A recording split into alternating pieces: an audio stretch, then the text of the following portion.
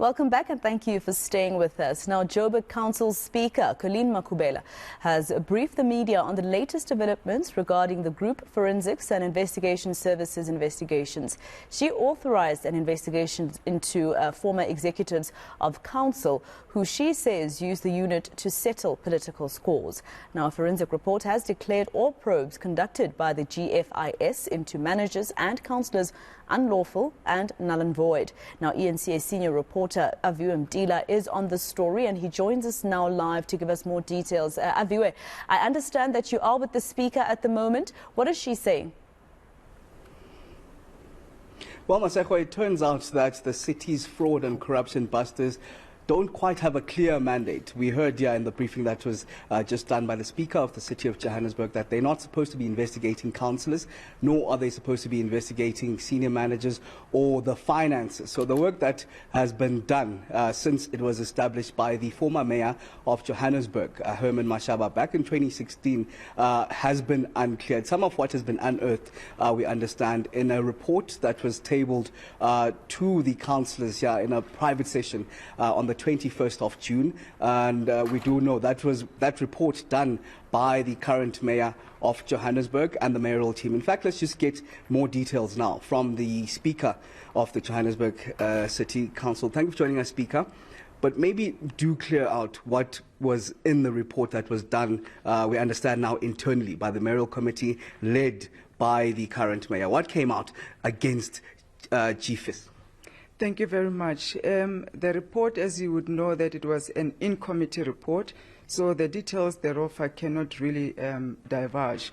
But some of the issues that have come to our office that were dealt with in that report includes the allegations of abuse of power by the unit itself and also by the officials that were mandated by the head of that unit, the former head of the unit, to investigate councillors illegally so. And also issues of delegations within that unit have come out. And I think what was important was really the structural basis of that unit in terms of the founding legislation that enables this and in effect this unit. We do understand that it's a very, very important unit within the city. To look at fraud, maladministration, corruption, and other sorts of crimes, but it must be properly defined what is its role and what are the boundaries, where it can operate. It cannot overlap with the disciplinary board of the city. It should not overlap with the work of council to investigate councillors according to our code of conduct. It should not also overlap with our processes within the city to deal with financial irregularities. So what was missing with this unit and what needs to be corrected according to the report is also the terms of reference that gives this unit its stature, that needs to be clearly defined as per legislation. So we are hoping that with the process that we have started now, not to shut down the unit, because there's a lot that's happening outside of these three that I've mentioned. We've got thefts that are happening around the city. The assets of the city are being vandalized, etc. And we need that investigative unit to assist us to deal with this.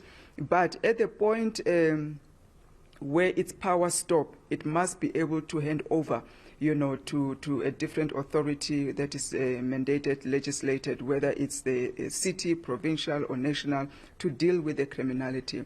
Because the unit had really overstepped its mandate. And as said in the briefing session, I myself am a victim of this unit, where I, as a councillor, when I was the chair of chairs, illegally so investigated in the National Intelligence Style 200-page report, unlawfully so, out of my knowledge, because of the politics of moving from multi-party government to GLU. And when that came to my attention, together with a lot of evidence, no, I'm not the only councillor that was investigated, you wonder, what was the purpose of it? What are they doing with that info? Because it's my whole life in the 200-page report, and it's not the mandate of GFIS. And how do we then trust? You mentioned an important factor that a lot of people have been investigated, and now, of course, there's a multi-party government, and this report tabled internally by the mayoral council was, essentially adopted largely even by ANC councillors. How do we trust that this is not those very people that have been implicated by GFIS trying to fight back and push back? How do we trust that this is not politics, essentially? And hence, I've exercised my powers according to Section 18 of the Amended Structures Act of 2021 to say, let the Speaker take this report, investigate it outside of interference. Because I'm also an affected party, it has to be an independent senior counsel that looks into this matter and advises all of us as councillors to say, given the facts that I see and the evidence brought forth, and I'm sure we are still going to see more evidence coming forth, because we are calling on councillors and officials to come forth, cooperate with the senior counsel, let us know, because the aim of this independent investigation is to advise us on how do we deal with now this that has come before us, the structural issues of GFIS, the illegal investigations that were done, even councillors that may have been implicated. And the report will let us know how we are going to deal with that. We'll take those recommendations and take them straight to council. I will not even interfere or add or delete anything. As the report is coming to my hands, it goes straight to council, and it will be in the hands of councillors to debate on it, look at what the senior council is recommending, and whether we adopt it or change it or not. That will be the outcome of the July Council of 2022, and that will determine what this GFIS will look like going forward. And you already touched on my next question, but I was wanting to ask, what happens once this report is out, as you suggested, by the end of July in the next council sitting, and it still points fingers to the very councillors or the ANC members or yourself, in fact, that GFIS has been putting under the spotlight? What happens? Are you honestly going to go after yourselves?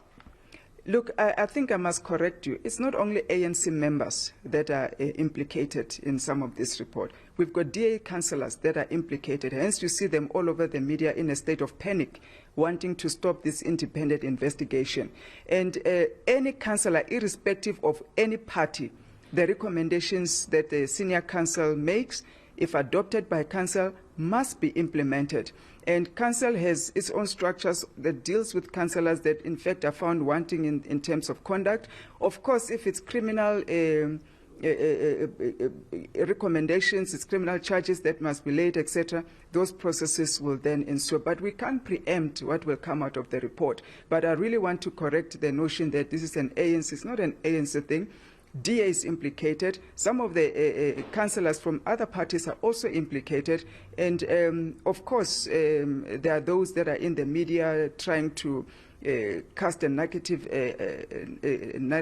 narrative around this thing and discrediting and defaming the Speaker and all other ANC councillors, because that's politics.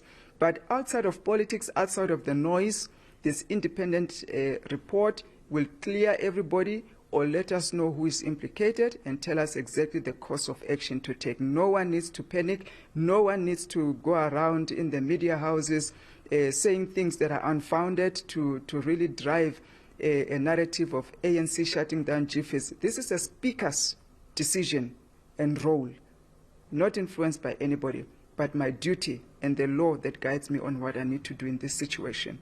All right, thank you very much. That's the Speaker speaking on her decision, of course, to set up that independent investigation into the group forensic and investigation services. Of course, that's been largely under the spotlight of recent. We do know by Friday the senior counsel will be appointed, and it's going to be an independent investigation that is to be wrapped up by the end of July in the next council sitting. All right, Aviwe Mtila, our senior reporter, live for us at the Joburg Council. Let's leave it there for now.